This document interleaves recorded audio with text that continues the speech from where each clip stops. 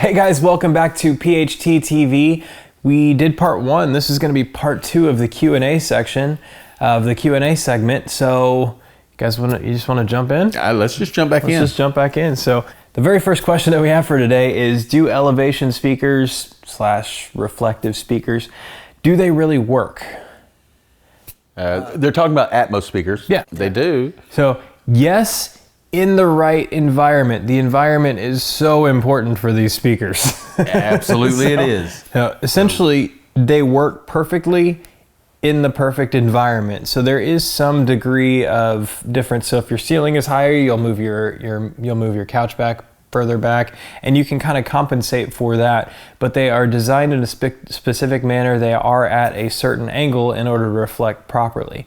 So essentially what I typically recommend a lot of times is when you're dealing with those Atmos speakers, first off, if you have vaulted ceilings, don't do it. Don't do it. So actually in my previous home, I moved I moved a year ago, and I was using those reflective Atmos speakers, and they sound awesome. I had pretty much the perfect setup. I was just the right distance from there. I had 8-foot ceilings, so the reflective Atmos speakers worked amazing. We moved to a place where our living room had a vaulted ceiling. I sold the speakers. You just don't do that. Exactly. So if in the right environment, they work excellently. And to determine where your listening area is, if you have flat ceilings, what you could do is actually take the angle of the reflective Atmos speaker and shine a laser pointer at the ceiling at that same area. Double that distance to where you plan to put the listening area, and that'll give you a really rough estimate of where your listening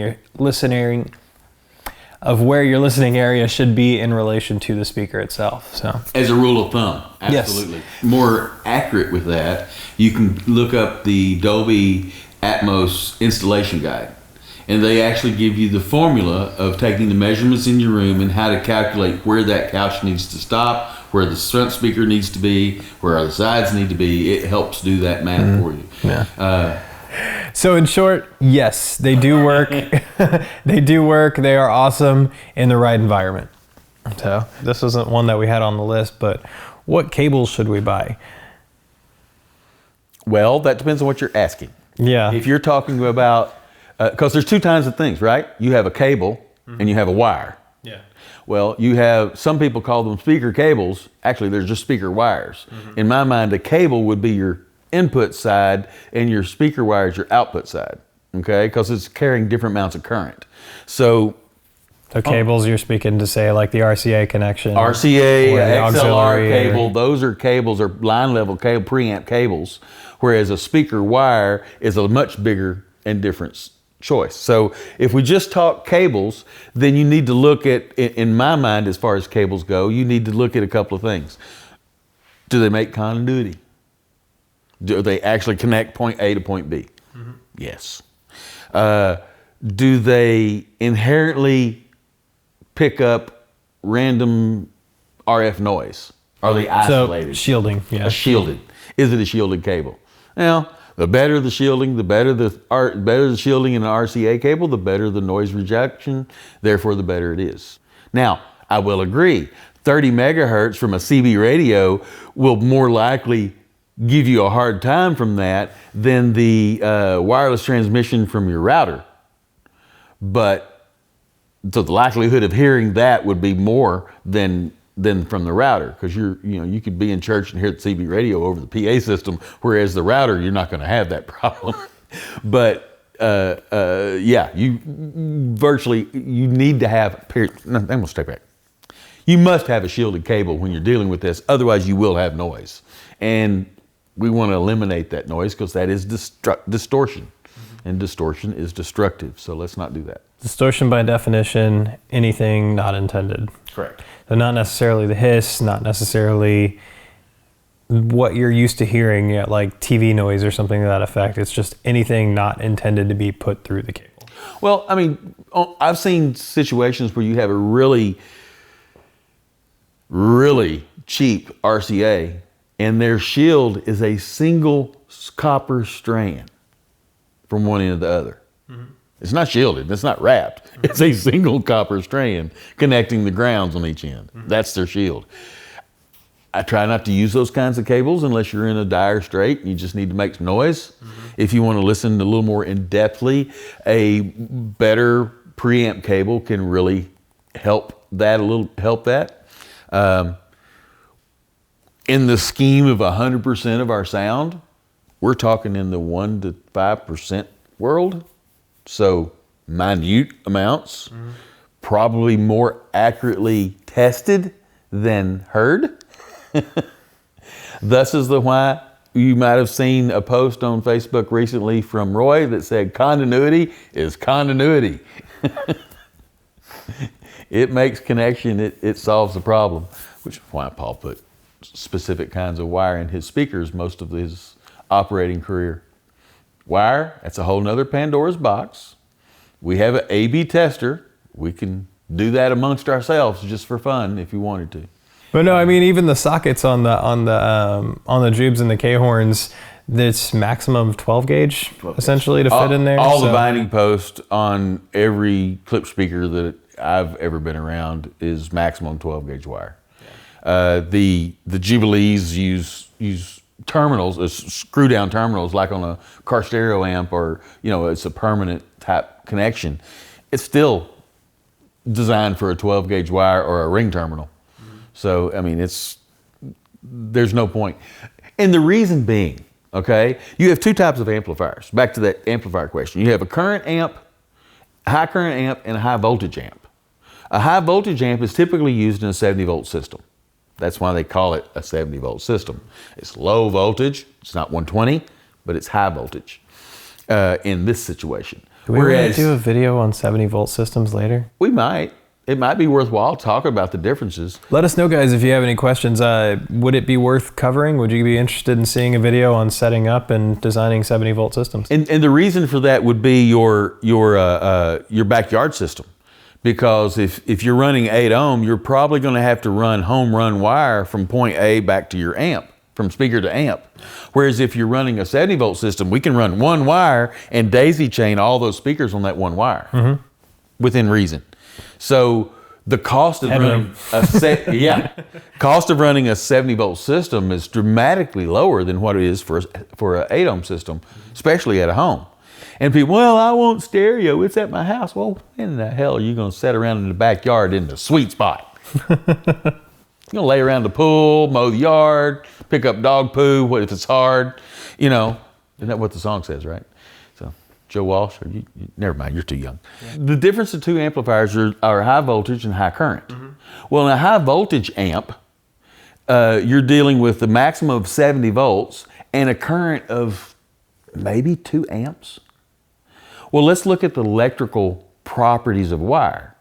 Well, the American Wire Gauge rating says that AWG, let's see if I can get this right, an 18 gauge wire can handle 10 amps of current.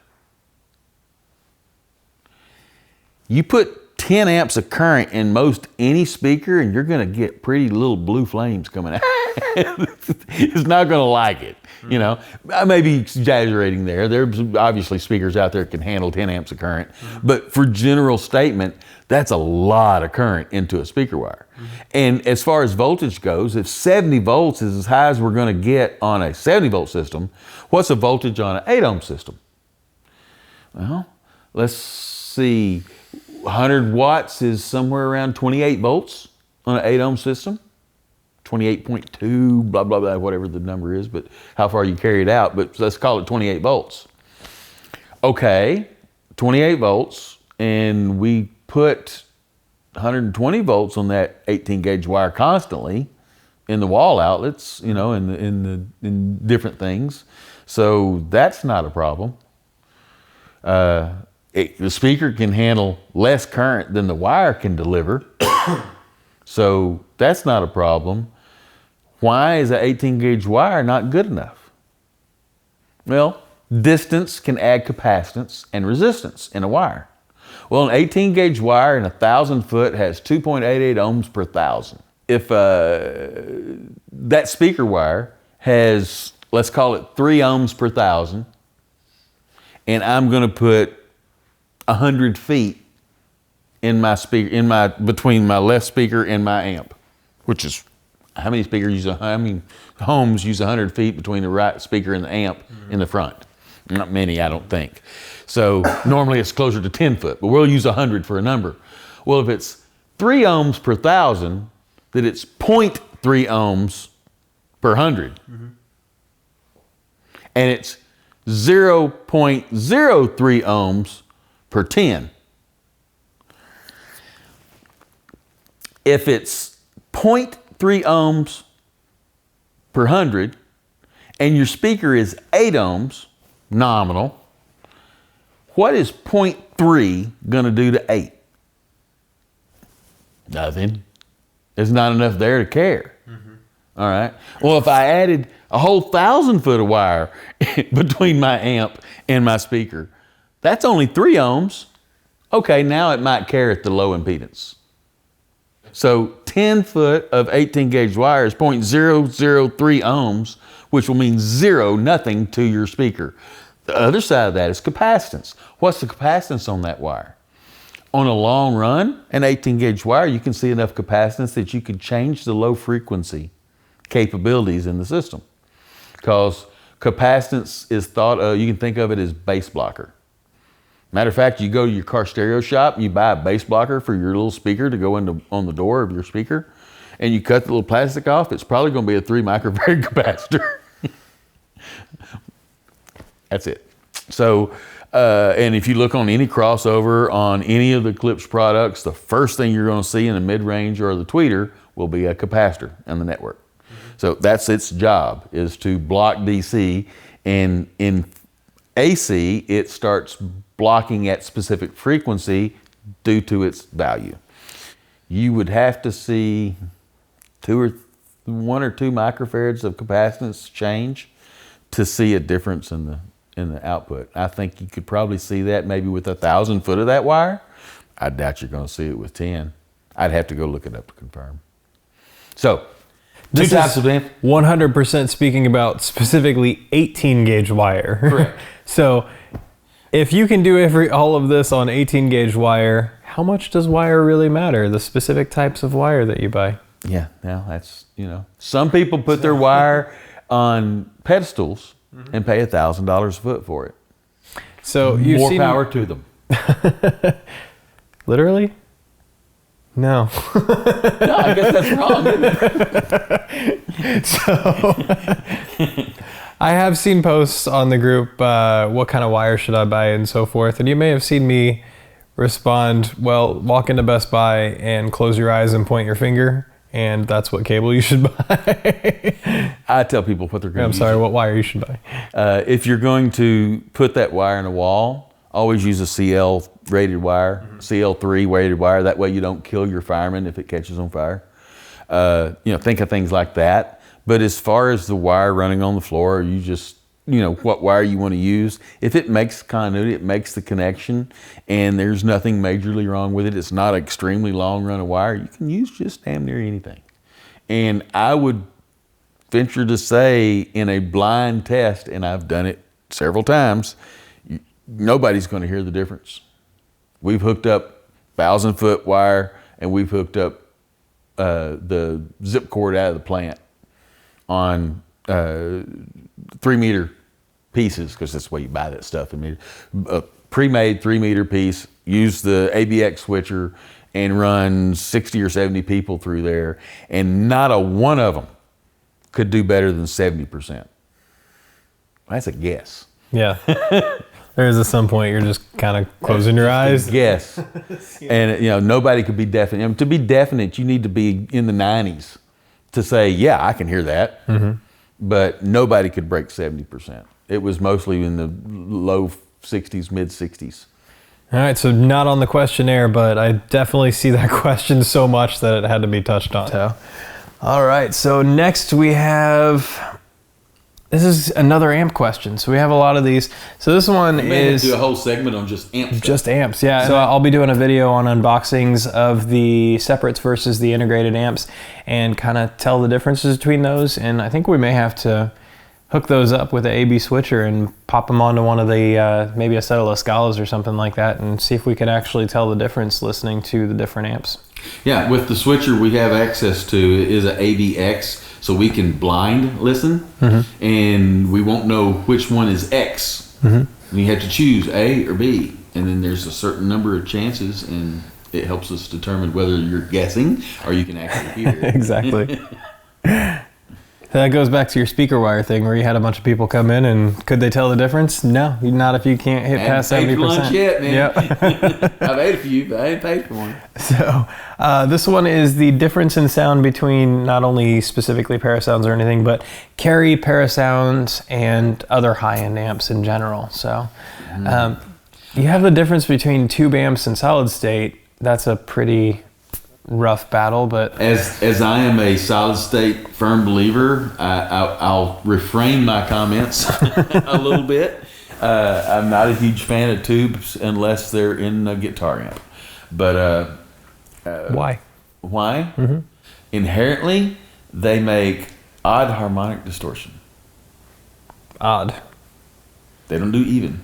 They do odd. Okay. Now, I'm odd. I'm a 3. I'm Trey, the Arvis holding can a third. You know, I go by Trey. I've got only one eye that works, so I'm born on an odd day. I mean, everything about me is a off of the uneven number. Yeah. The wife gets really upset when I do things in 3s instead of even numbers of 4s or 6s, or, you know, she likes those even numbers. Could be a little bit of OCD tendencies there. A tiny bit. Odd harmonics, if all you're producing is the odd harmonics, are you not missing something? If there's odd harmonics, you would lead you to believe there are even harmonics too, correct? So if you're only producing the odds, what are you missing? Well, that's that smoothness that they talk about in a tube amp. It can be very smooth. And I actually have a hand drawing from Paul Klipsch of a tube amp on my wall at the house. I don't know but to own a tube amp, but I have the drawing. I can see the situation. I see what he did. It makes perfect sense. It looks a lot like the schematic from the Carry, believe it or not, in general. But you know, it's just a standard push-pull amp, but it works. Tube amps sound good to a lot of people. The thing that I don't like about most tube amps is they don't develop enough current to really give you a lot of bottom end. So I've heard some really decent tube amps. The Carries are good. There's a few others out there. Only reason I bring it up is because Klipsch blends Carry with some of their gear. Yeah, if you haven't checked out the SLI 80HS unboxing, we did that not too long ago, and had him sitting next to some Heresies with the same colored panels for the amp. Yeah, we had in that particular video we matched them with some Cherry Heresies, so looks great. Which is cool. It makes the system look really nice. It doesn't change the way it sounds. True. They sound really nice. It's a good amplifier. I am not a huge fan of tube amps because of the bottom end normally. There are new tube amps out there that actually put tubes on the top, solid state on the bottom, but that's a different manufacturer. I've not heard one, but it makes sense. A good buddy of ours, Steve Phillips, worked for Klipsch for a long time. He has that exact system. He has a tubes on the top and solid state on the bottom end of his 77K horns. And they sound phenomenal. They really do. So you can't complain too much about tubes, but you know. So if you were specifically going to reproduce just the highs, would you go tubes or solid state? Solid state. Still on that. Just I like the crispness of a solid state amp. They can be just as warm. They can be very bright. There are some solid state amps that are extremely bright. But one that from history comes to mind for me that I found that I thought were extremely bright was a Agcom 555. Now some people may have seen them talk about them on the board. A lot of people like that Agcom amp. I personally thought the 555 was extremely bright on like Klipsch horns, LaScalas. Whereas the what all do we have up there? You know, we've had Haflers, we've had some pro amps, BGW Crown, QSC, just a little bit of everything, and so you can tell the difference between this amp and that amp. Some amps do more coloration than others. I don't particularly care for that. I think a lot of the solid state amps are a little more forgiving with that nature, you know, whereas a tube amp can be a little more add a little more color because of the way the tubes or the topology of the amp is built, that kind of stuff. But you know, solid state amps have the same problem. You know, lack of capacitance in the power supply. You know, I mean, there's all kinds of problems when it comes to that. I am by no means a amp guru. I know enough about electronics and amplifiers to get myself in trouble on the inside. You know? Yeah. Well, we've essentially, it wasn't the question, that was my fault. I dove into tubes versus solid state, but the question was more so like, what's the difference between amps, high-end amps in general? What I've seen in the higher-end amps, let me go back a few years in Klipsch. A few years ago, Klipsch bought a Mondial, which was a company that owned Acris and Aragon. Since then, they've sold that to some other folks, and they have that, Indie Audio Labs have that group, have that amplifier manufacturing now, and they do a wonderful job with it. I think our buddy Steve Phillips works over there as a technician for them. But the ideology is that amp, what I saw when they were built, they went through and they matched all the transistors across the different channels of the amp. If it was a 2-channel amp, matched 5-channel amp, 7-channel amp, all the transistors were matched.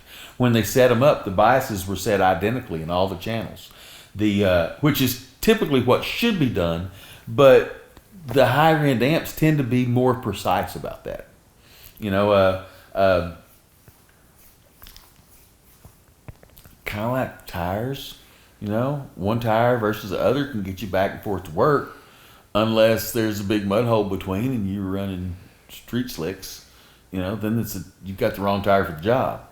So finding the right amplifier for your job, and one that makes acoustic sense to you and the way you listen, is really the search. It's not that this brand is better than that brand, or this brand works better on that speaker. Yeah, those brands are the people that make them, and the topologies and the ideologies that they use to do it. But if you look at the 5 major things that create an amplifier, and you follow those suggestions of getting the right signal noise, the right power ratings, the right dynamic range, the right bandwidth, you know, the right dampening factors, you get all that stuff lined up. I don't care what the brand of the amp is, you're going to have a good amp.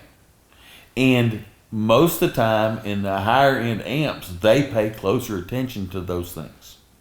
Whereas you can kind of look at the entry level amplifiers as a shotgun and the higher end amplifiers as a rifle. You can be more precise with your delivery. Both will get the job done. Yeah, all of them will get the ox out of the ditch. You know, it's the question is she going to be hamburger or full ox when she comes out? You know, so you know, it really goes back to how you're going to use the amp. That's what I tell everybody. What are you going to do with it? I always ask the question, how do you plan to use the system? Yeah. I think we've touched on amps 3 times in this Q&A section. So essentially that's the answer, is it depends on exactly what you are going to do with the amp. It depends on what you are going to do with your system. And that goes to speak for pretty much the whole buying of any gear whatsoever. It all depends on what you are going to do with your system. I tell people, used to all the time, is go in, turn the knobs, push the buttons, view the output. The one that you understood what happened when you push those buttons is the one you want to buy. Otherwise, that's kind of what space is like what we're in right now. We are in the showroom in Paducah Home Theater. Right. Essentially what this is to allow you to actually come in, listen to the systems, see what would work best for you, rather than just don't just take our word for it. Just actually come in and listen. We don't like the 2 amps that we have plugged in. Let's go over and grab another one and plug it in and see if it's better for what we want to listen to. Exactly. Now, it's some of that kind of stuff is room dependent, and you are in this new room for you if you were coming to listen. But they have a number of different rooms in this facility that you can listen in a lot of different environments. Some more live than others, some more quiet and detailed and enclosed than others.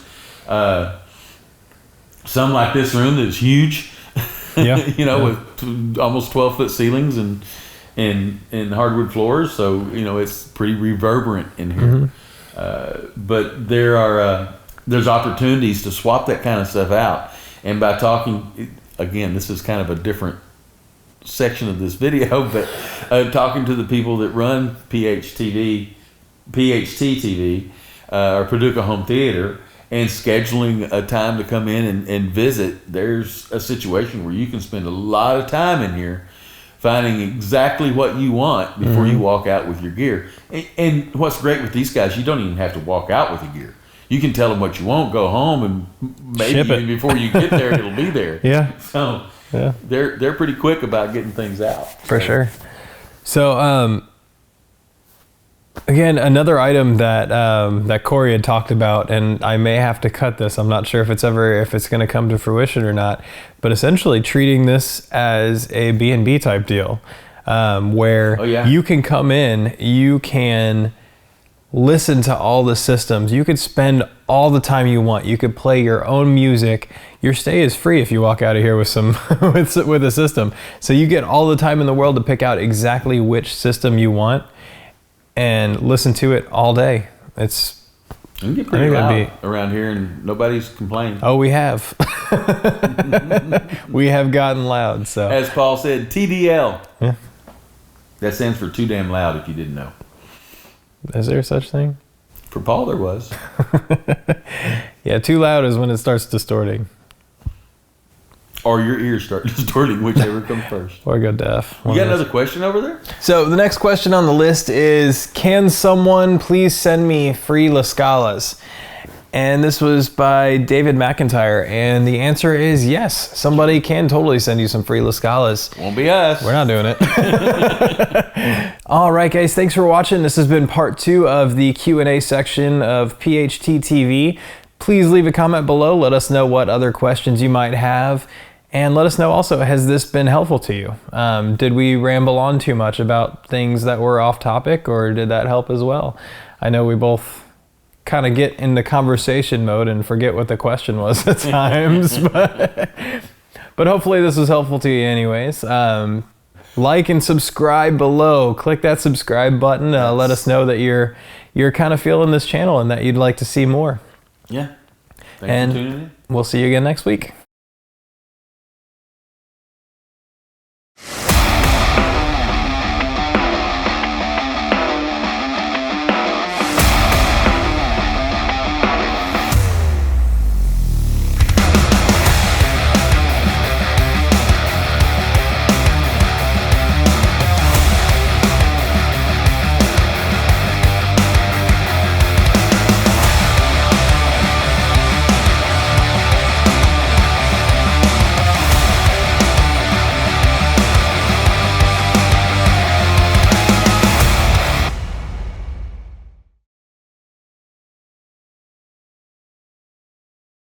We'll get some sleep. We're just finishing this one. Yeah, we're just going to finish this last little bit, and then we're still rolling. Oh, are we? Sorry. That's okay. We're still rolling.